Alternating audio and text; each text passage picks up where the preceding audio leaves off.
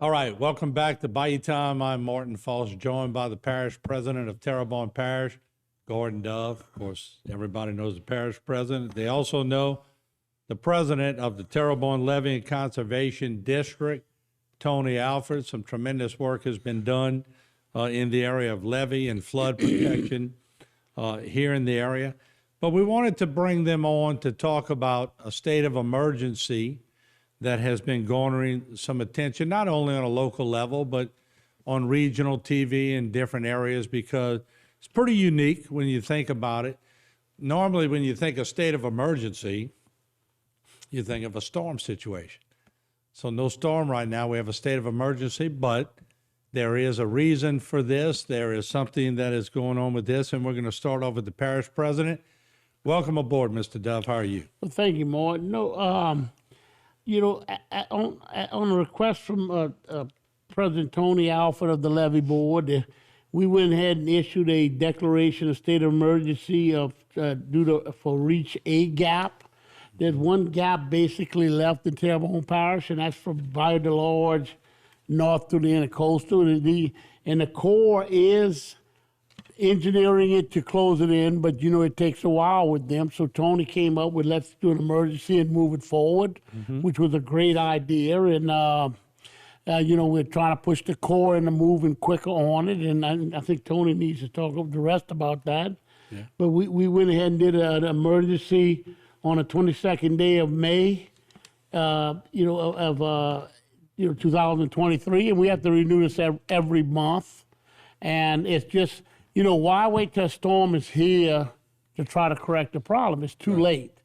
So that's what I think, Tony and them push, but I think Tony can explain a lot better on where they at. And let me go to Mr. Alford on this, because one thing I've seen and learned on all of the levee projects here, y'all have learned so much on how to get ahead of the bureaucracy of it all, how to get ahead of the system, how to tweak it, how to make it work.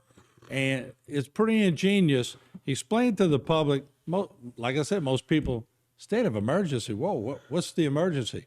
Yeah. You're getting ahead of it right here. Right. And you hate to put everybody on guard, but at the same time, people don't realize this, but we have been in a state of declaration of emergency since the second year John Bell was in office, and we're still in that declaration.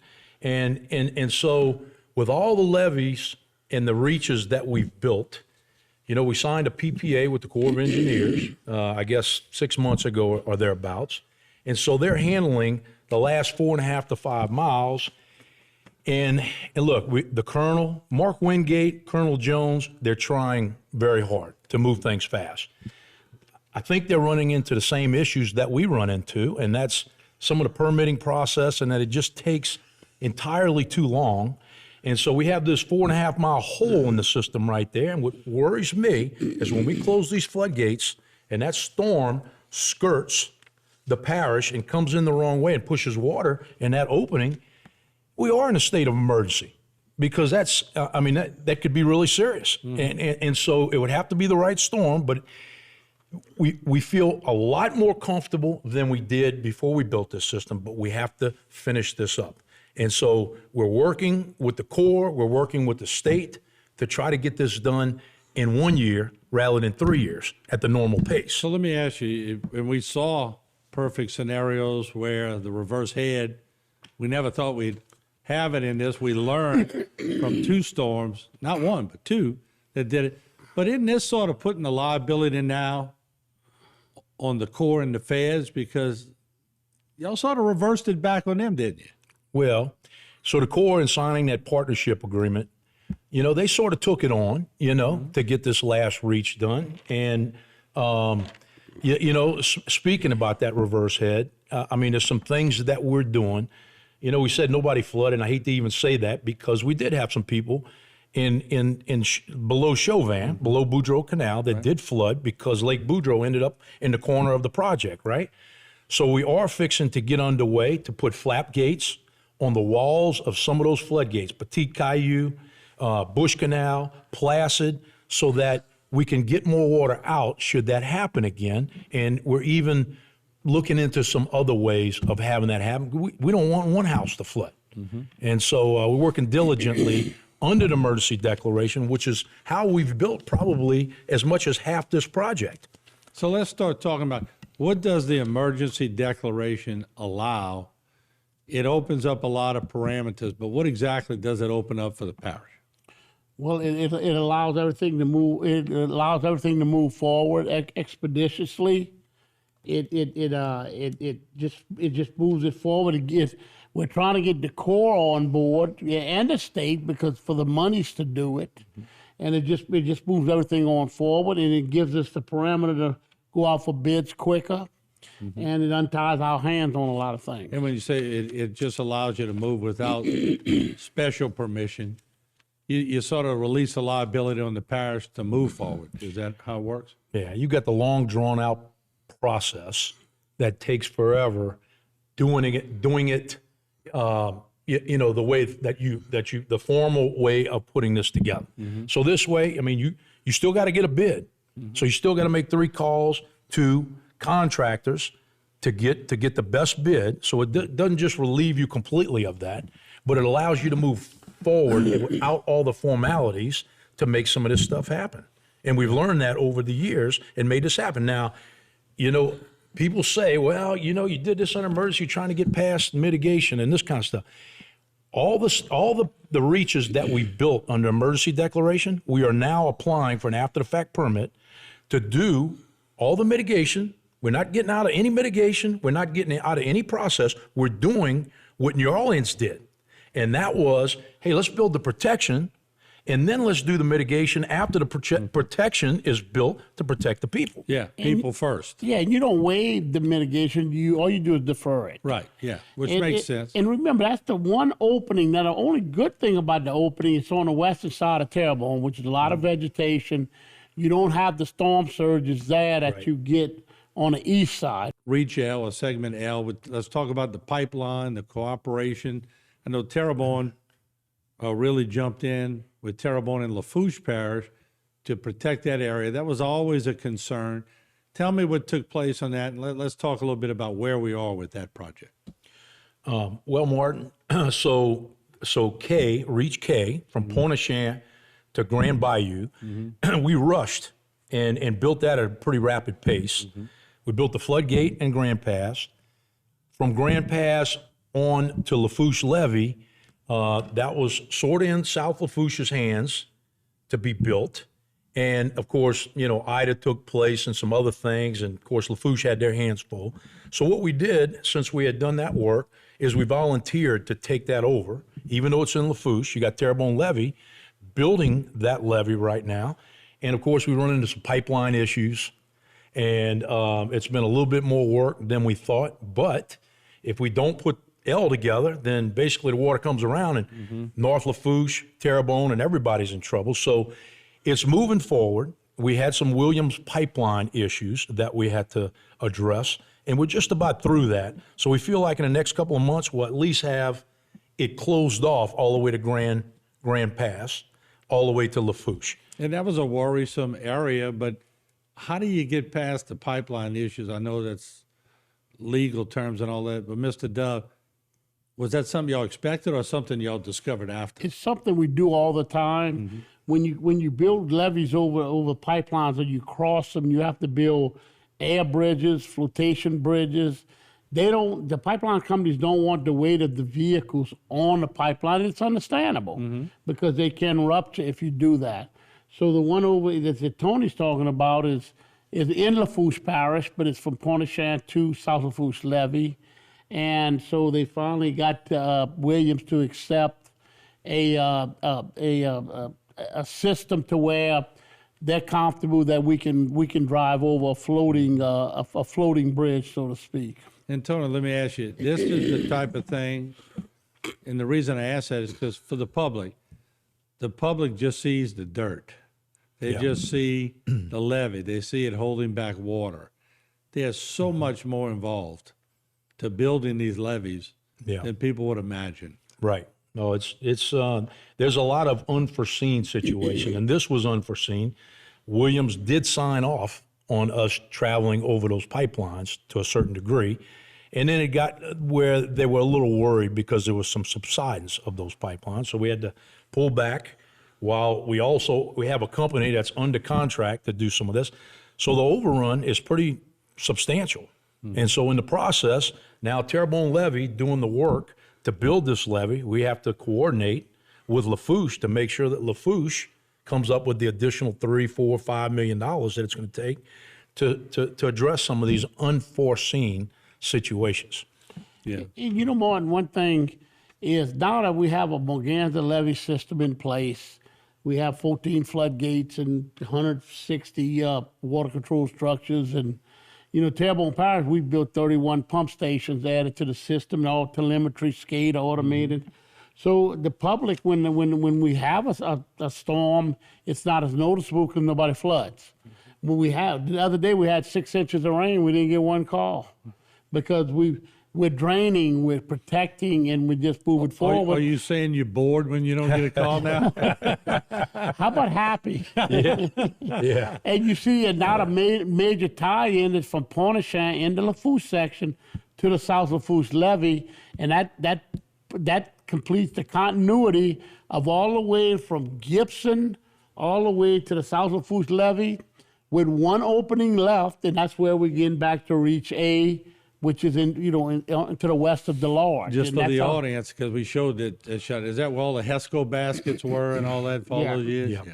So I mean, just so they will have a visual. And once that's closed in, the continuity, and of course the Corps is designing a floodgate on the east side of Miners Canal in the intercoastal, and they will be under construction, they're telling us, in 2025. That's not that far away. That's a year and a half.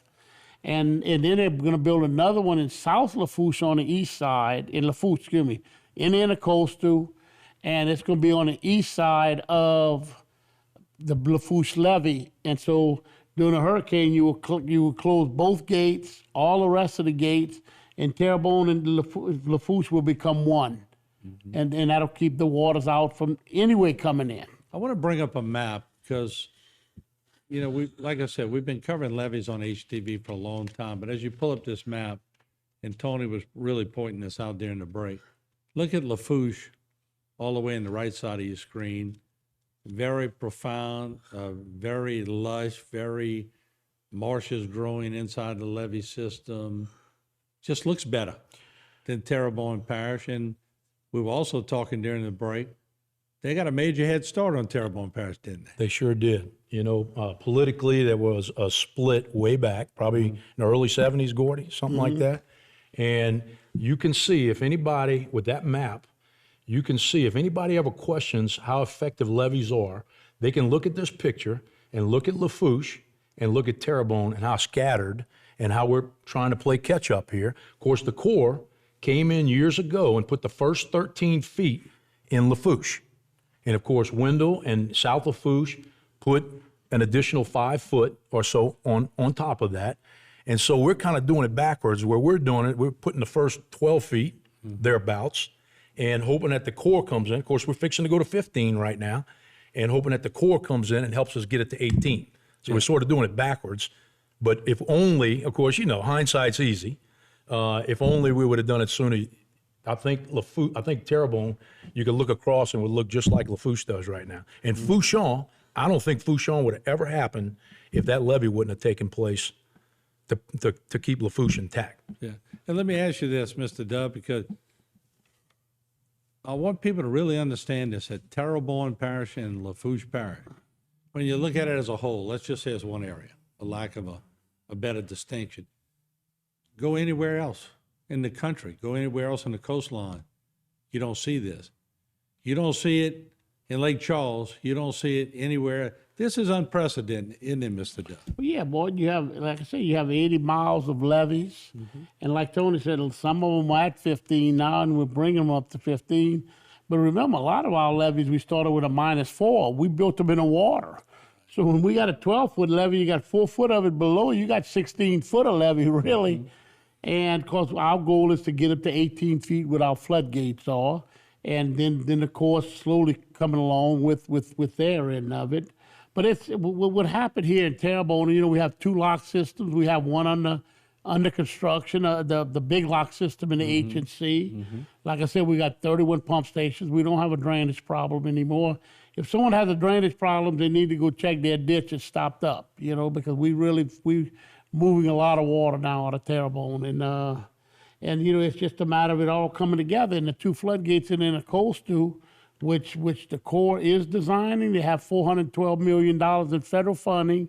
Finally, after 20 years that we've been pushing, and so you know they're finally coming to help us. And thank God the systems were built, because I've been living on the Intracoastal since 1990.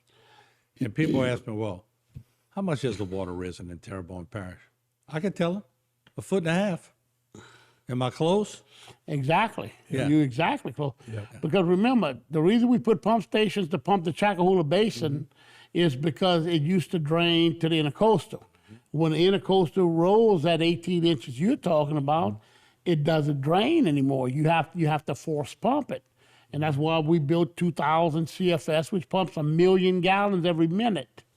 And of course, we have we're going to do in the next 2-3 weeks, we're going to have a ribbon cutting on the second big pump station. And in fact, this next Thursday, behind Rouse's at 10 a.m. in the morning, we're going to do the ribbon cutting on that pump station, which is the shell oil retention project for Bayou, which is a huge drainage project for that area. We've worked 5 years getting that off the ground, and it's funded all with Terrebonne Parish monies. And so that's something happening this Thursday at 10 a.m. and the public's welcome to come. And I sort of chuckle when I say this, but we used to get calls on the desk all the time, and people were panicking and screaming, and they were flooding, and we would always, talking way back before a lot of this was built, and even after y'all were building it, they were still calling and panicking, saying they were flooding, and saying, well, how much water do you have in your house? We don't have it in our house. My yard's flooding. Yeah. And I go, well, you don't have a problem. Yeah. Progress. Now they don't have it in their yard. Right. Yeah. And that was my point. The point, it went from close to the house or in the house to the yard. Now it's from the yard to, I don't see any water, but the ditches are getting full now. So. Yeah.